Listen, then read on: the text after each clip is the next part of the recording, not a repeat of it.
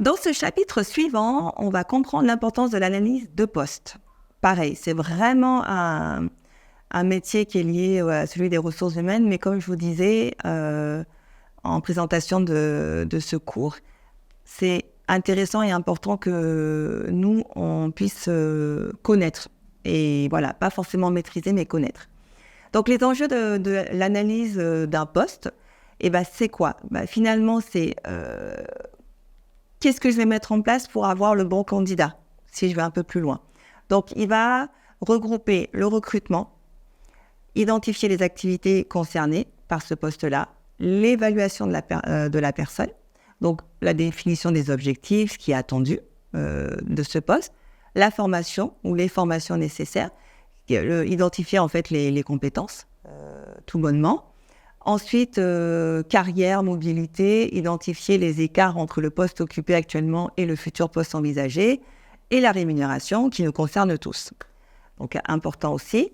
Il va y avoir, à côté de ça, les acteurs de l'analyse de ce poste-là.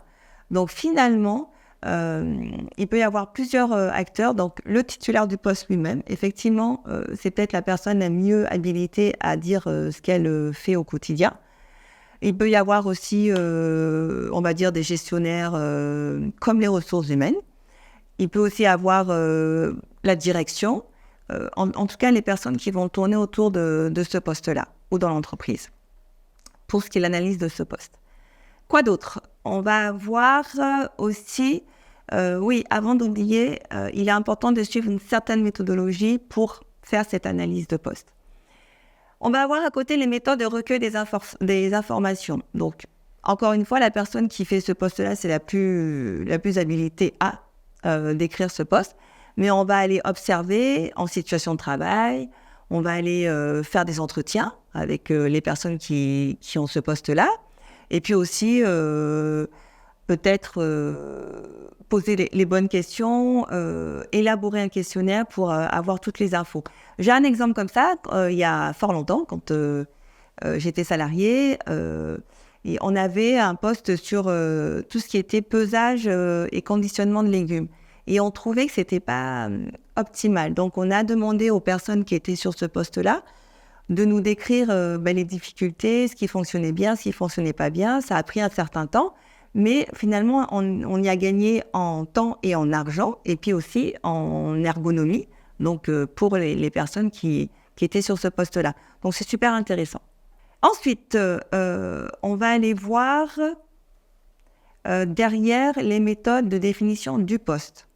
Donc, on a un poste, prenons un poste tout simple, caissier. Voilà, je dois tenir une caisse. Et déjà, qu'est-ce qu'on va lui donner comme nom ? Vous voyez que des fois, on a des noms très scientifiques. Je fais le ménage, mais je suis agent d'entretien des locaux. Donc voilà, donner un titre, c'est important. Ensuite, situer ce poste-là dans l'organisation. Est-ce que je suis en bas de l'échelle ? Est-ce que j'ai des responsabilités ? Voilà, tout ça. Est-ce que j'ai un N+1, un +2, un +3 au-dessus de moi ? Bref, les missions, les finalités du poste, l'activité du poste et les moyens qui sont mis à disposition pour faire le travail, tout simplement. Donc, une caisse, de quoi rendre la monnaie, voilà, de quoi renseigner, et puis une chaise peut-être, il y a certains qui sont debout, mais tout ce qui est ergonomie, pour définir le poste. Il va y avoir aussi, je ne le redis pas, la rémunération et ce que je vous disais, la responsabilité, qui sont hyper importants. Donc après avoir analysé le poste et finalement mettre en place la fiche de poste, celui qui est gestionnaire des ressources humaines, principalement, va s'intéresser à la personne qui occupe et qui conçoit ce poste-là pour définir un profil, on va dire, idéal. C'est pas que le gestionnaire, dans les petites structures comme vous, en tant que CEP, vous allez peut-être des fois être amené à faire vraiment ça, à mettre en place des fiches de poste et mettre en place aussi des offres d'emploi selon où vous allez travailler. À côté de ça, il va y avoir le profil du poste. Alors, qu'est-ce qu'on recherche ? Et c'est là où ça peut être compliqué ou pas, mais qui on recherche ? Quelle personne on souhaite ? Quelles compétences surtout on souhaite pour ce poste-là ? Donc, je vous le redis, hein, savoir, savoir-faire, savoir-être. Donc, bien les définir.